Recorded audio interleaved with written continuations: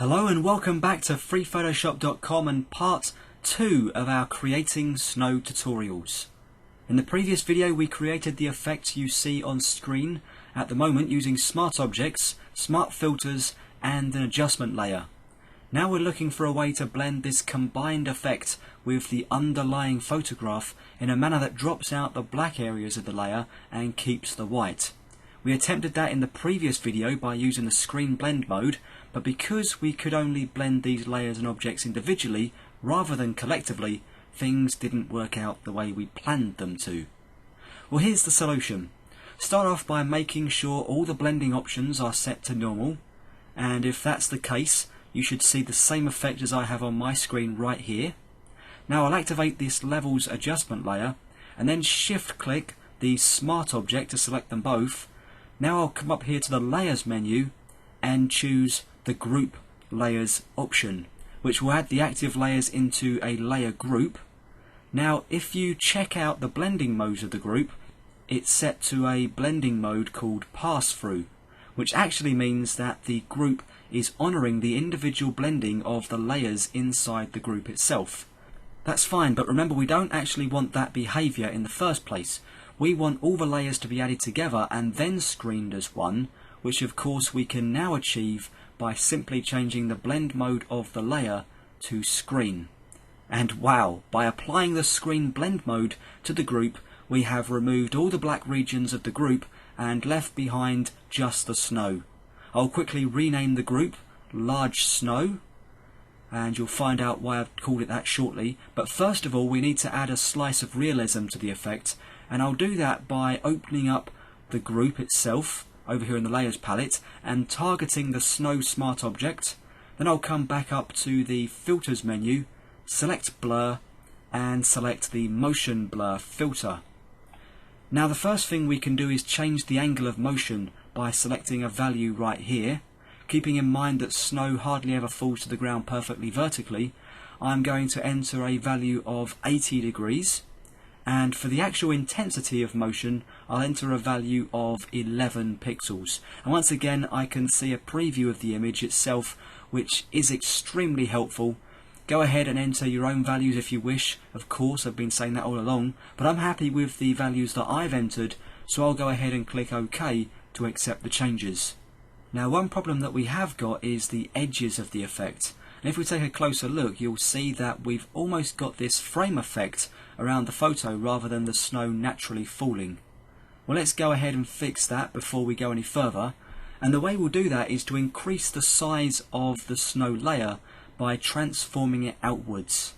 So go ahead and make sure that the snow group is active, and then come up here to the edits menu and select the free transform option, and we'll get this warning to say that whilst we're transforming the layer, or the smart object as it turns out to be, the smart filters we've applied, so that's the motion blur, the cutout and the noise filters, will be switched off. And that's only a preview thing, it doesn't permanently affect the image in any way, shape or form. I guess that's really just to speed up the preview for us whilst we're making these modifications. So I'll click OK in the safe knowledge that the filters will be turned back on once we confirm the transformation. Now I'll zoom out a touch by using the scroll wheel of the mouse that I'm using here. And you could also use the zoom out tool should you wish from the toolbox over here on the left hand side. Once we're there I'm going to click and drag on this top right transformation handle, and then I'm going to hold down the shift key to keep the shape of the smart object proportional, and then to move things outwards evenly I'll hold down the alt key along with the shift key, that's the option key and shift key if you're using a Mac, and then just drag outwards slightly until that frame effect is on the outside of the actual layer, or the actual image I should say. And I'd say about there is enough to hide those bad areas outside of the canvas. Once we're done I'll hit the tick mark in the options bar to confirm the changes, and as promised Photoshop brings back the smart filters we applied to the smart object, and that's always going to be a good thing of course. The only thing we have left to do now is to add more snow in the distance, because at the moment things are looking fairly one-dimensional, and that's going to be easier than you might imagine. I'll start by dragging the large snow group down onto the new layer icon to duplicate it, and then I'll go ahead and rename it. We'll call this one Small Snow, so we know what it is, and then I'll move that behind the large snow group by just moving it down in the layers stack, just so we've got the smaller snow appearing behind the larger snow in the photograph. Otherwise things are just not going to look realistic. Now I'll open up the small snow layer, and thanks to all these filters being live and available for editing, we could simply change any of the settings that we want to at this stage. Everything's live, everything's editable. But here's what I'm going to do. I'm going to drag the motion blur smart filter below the cutout smart filter, and we get this effect right here. And that's because we're now blurring the noise before we add the cutout filter.